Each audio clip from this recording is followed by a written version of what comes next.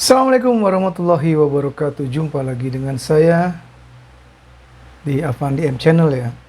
Kali ini teman-teman, saya coba ingin membagi sedikit ya pengalaman saya ya dan sharing-sharing ilmu ya.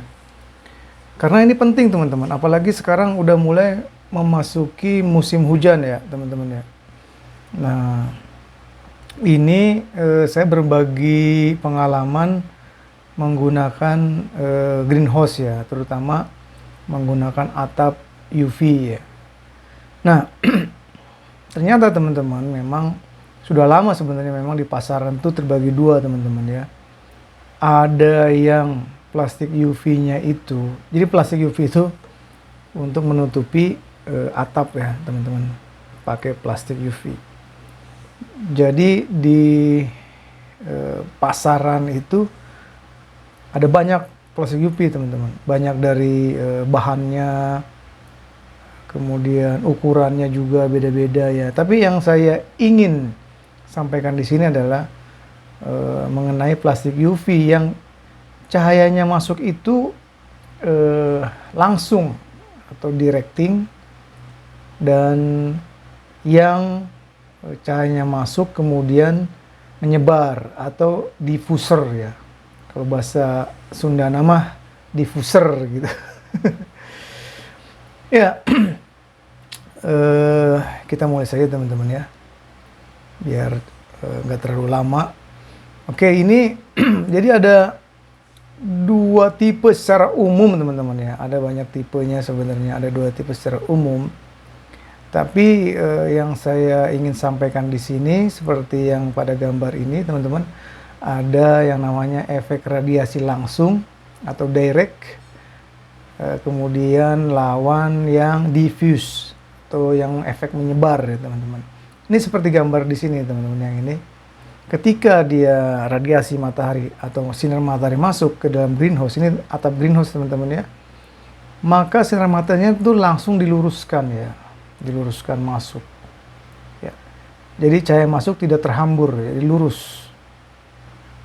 Kemudian ada juga plastik UV yang cahaya yang masuk itu terhambur dan menyebar ya, disebarkan oleh dari bahan yang plastik UV-nya itu teman-teman ya. Film, ada yang bilang filmnya apanya gitu ya.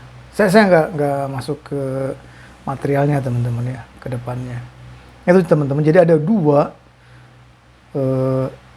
efek radiasi yang dihasilkan oleh penggunaan plastik UV ya. Plastik UV untuk atap, yang pertama ada yang direct dan ada yang menyebar. Memang harganya relatif lebih mahal yang diffuse teman-teman, yang menyebar. Itu bisa 2 sampai 3 kali harganya ya. Dan kebanyakan sih menurut yang saya peroleh itu, kalau yang diffuse itu kebanyakan impor teman-teman, masih impor ya. Tapi silakan cek cek di, mungkin teman-teman kita, kawan-kawan kita yang lain ada yang menjual juga, ada yang sudah bergelut di pembuatan greenhouse, bisa ditanyakan teman-teman ya. Cuma saya di sini ingin menyampaikan karena teman-teman banyak yang belum tahu ketika saya bilang diffuse atau diffuser apa itu. Nah, makanya saya coba menyampaikannya di sini teman-teman ya. Next ya teman-teman ya. Nah, keuntungannya apa teman-teman? Keuntungannya salah satunya adalah distribusi cahayanya itu yang dibutuhkan oleh daun untuk fotosintesis itu lebih homogen. Lebih homogen maksudnya di dalam greenhouse teman-teman ya, lebih homogen. Kalau ada namanya itu haze itu HZ ya tulisannya haze. Itu seberapa banyak dia menyebar, jadi misalnya masuk kemudian dia menyebar, seberapa banyak menyebarnya gitu teman-teman ya, haze. Kalau haze-nya high berarti dia penyebarnya itu banyak teman-teman ya. Tapi kalau haze-nya low itu menyebarnya sedikit teman-teman ya, sedikit. Itu ada jenisnya masing-masing materialnya itu teman-teman ya. Nah yang bagus yang high sebenarnya sih high, tapi haze itu atau apa ya, kalau bahasa Sunda nama kabut ya, atau penyebaran cahayanya itu heads. Artinya sih sebenarnya kadang kabut, kadang penyebaran ya, tapi ya penyebaran ya, yang disebarkan itu kalau banyak itu bagus teman-teman. Tapi ada juga yang ada yang menggabungkan antara heads dan intensitas cahayanya gitu, yang dibutuhkan oleh daun gitu teman-teman ya, yang daun ini dibutuhkan untuk fotosintesis.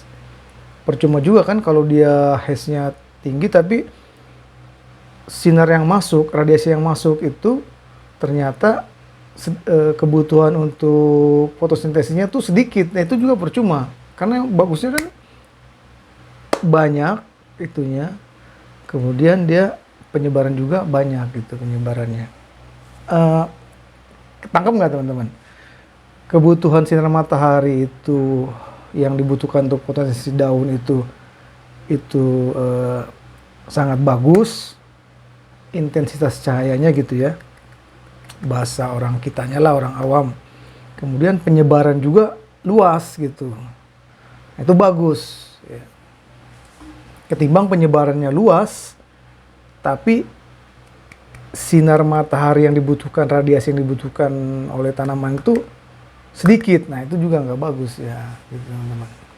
Kita carinya yang sesuai dengan untuk khusus, kalau bisa kita membeli itu khusus untuk memang untuk pertanian ya teman-teman ya. Itu salah satunya cahaya distribusi itu homogen.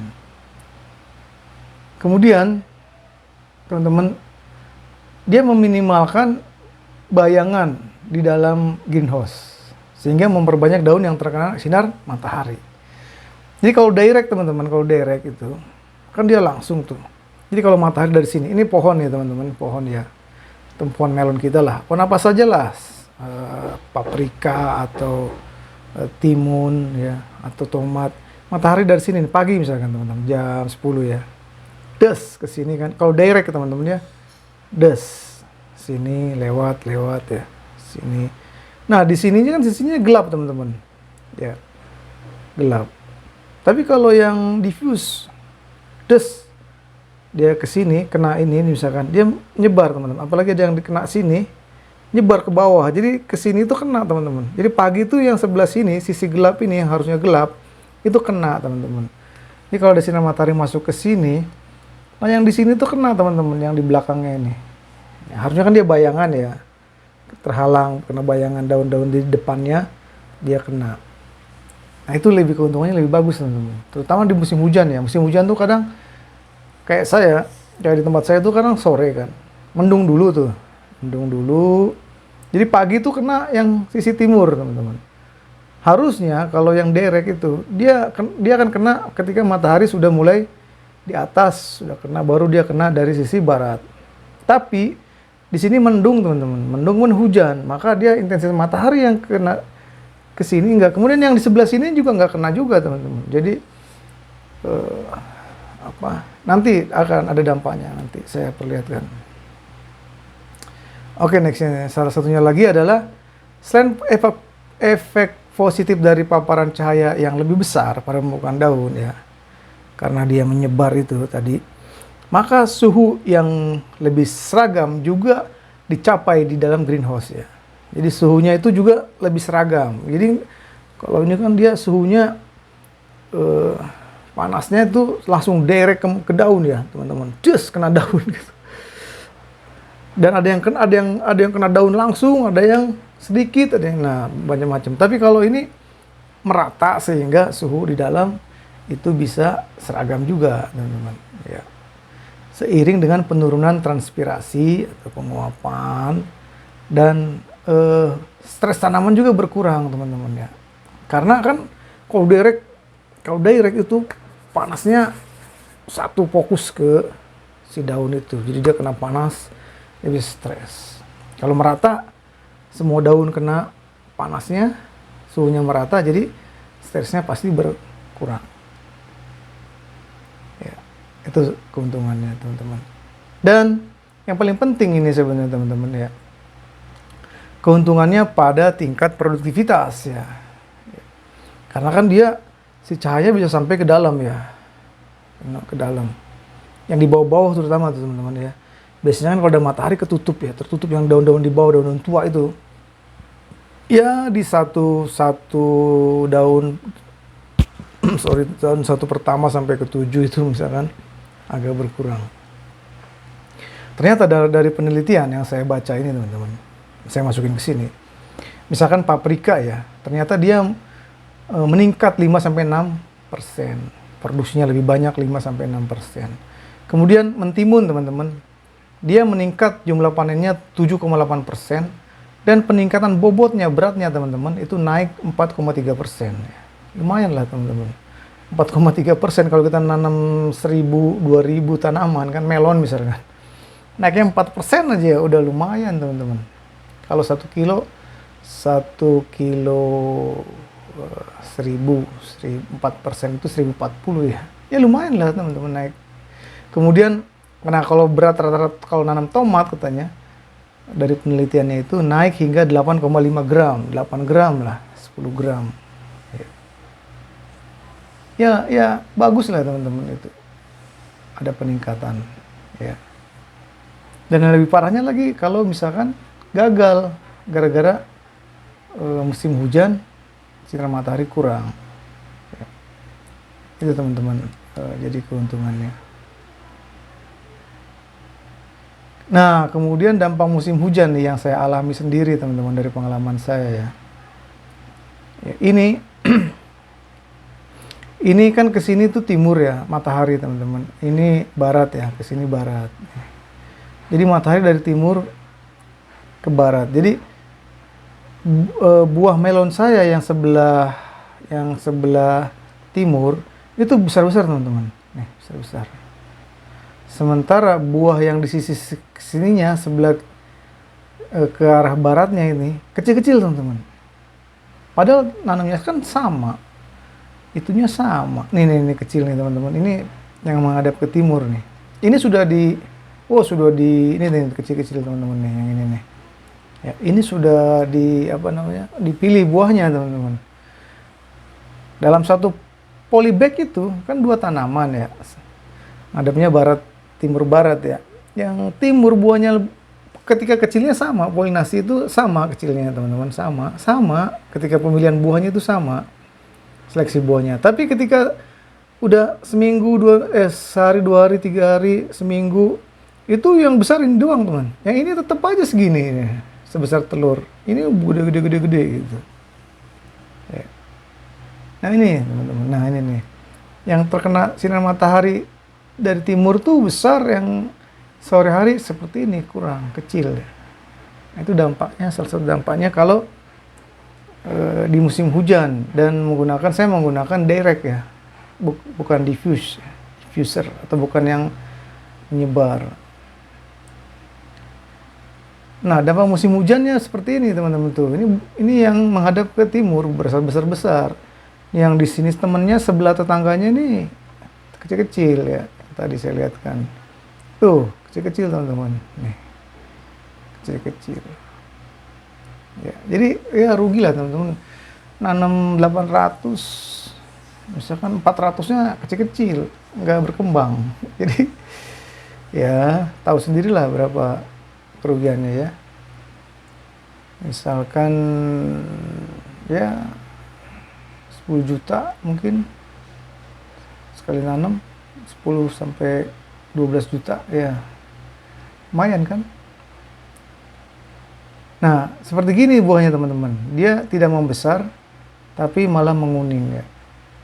Padahal dalam satu polybag itu kan, yang satu besar, yang satu kecil, dan semuanya itu satu deret, terutama di deretan kan ada 7 deret ya, kedua, 3, 4, 5, 6 ya. Kalau yang di satu itu masih bisa 2, karena nggak tahu, karena dia mungkin di pojok ya, di pinggir. Yang di sini juga masih kena ya teman-teman. Ya. Yang agak di tengah nih, yang deret kedua, 3, 4, 5, 6 gitu. Itu semua begitu. Kalau 1, 2 aja nggak masalah. Ini hampir semua lah. Ya. Ya itu teman-teman. Kemudian, nah solusi jangka pendeknya waktu itu saya ambil, saya nggak bisa ganti atasnya karena ganti atasnya saya hitung-hitung lumayan juga, bisa 10 sampai 15 juta ya. Ganti sama diffuser. Ya. Lumayan tuh harganya kan. Ganti atapnya doang, itu plastiknya lumayan lah. Belum ya belum ada dana gitu. Jadi ya akhirnya saya solusi jangka pendeknya, solusi jangka panjangnya memang ganti itu harus diganti. Insya Allah lah kalau ada rezeki diganti. Nah sekarang solusi jangka pendeknya gimana? Apa yang saya lakukan itu saya rubah. Pertama saya rubah cara pola tanamnya ya. Tadinya timur barat, greenhouse-nya kan nggak bisa diubah ya. Timur barat, akhirnya saya nanam setelah itu utara selatan ya teman-teman, seperti ini kan timur barat nih, timur barat. Ini saya ubah jadi utara selatan. Saya rubah ininya teman-teman, atasnya juga saya rubah, tali ajirnya saya rubah. Sekarang ya alhamdulillah utara selatan teman-teman ya ngadepnya.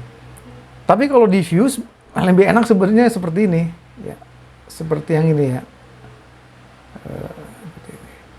seperti yang ini sebenarnya enak nih ya kan, dia begini kan, kalau ini begini jadinya ya. Nah jangka pendek kemudian solusinya adalah dilebarin teman-teman, kita lebarin jarak ini, akhirnya dari misalkan kemarin 11 jadi 7, yang 11 jadi 7 ya, 9 jadi 7 teman-teman. Kemudian satu lagi yang tadinya 11 jadi 9. Tadi harusnya lebih dilebarin lagi, tapi ya bisa-bisa nggak profit nanam teman-teman. Ya, makanya 9 gitu, 9. Dari tadinya 80 cm, 90 cm ya. Sekarang udah 110, 120 ya. Untuk apa? Supaya di atas, bagian atasnya ini lebar, matahari bisa masuk sampai ke bawah, teman-teman ya. Ke bawah. Jangan sampai sinar matahari, karena dia kan bukan diffuse ya. Jadi harus dapat lah semua, makanya dilebarin nih. Bahkan ada di tempat-tempat industri yang lebih besar ya, yang wah greenhouse-nya itu luas gitu ya. Itu mereka pasang 1,5 sampai 1,6. Ya, jadi lebar. Padahal di mereka juga diffuse, ini juga lebar 1,6. Wah, masya Allah, langsung bagus lah pasti hasilnya itu. Sinar matahari, hujan nggak masalah. Jadi teman-teman kalau ada yang bilang musim hujan tuh saya kadang masalah ya. Terus lihat teman lain yang punya greenhouse, nggak ada masalah saya musim hujan katanya. Tetap aja saya nanam bagus. Lihat greenhouse-nya, greenhouse Sultan teman-teman, pakai baja, bukan pakai baja ringan lagi, pakai besi galvanis. Atapnya pakai fatan teman-teman. Ya iyalah pasti gitu ya. Aduh. Nah teman-teman kalau mau bikin greenhouse, bagusnya tanya dulu atapnya diffuse enggak. Nah pastikan diffuse, baru lebih mahal nggak apa-apa teman-teman. Nah, lebih baik begitu teman-teman. Biar nanti musim hujan teman-teman bisa nanam melon yang banyak gitu ya. Nah, ini solusi jangka pendeknya, di jarak diperlebar. Tadi ini buat saya teman-teman ya. Teman-teman mau ikutin boleh. Sebagai gambaran aja, sebagai sharing informasi ya teman-teman. Sekarang alhamdulillah tanaman saya ya cukup bagus ya.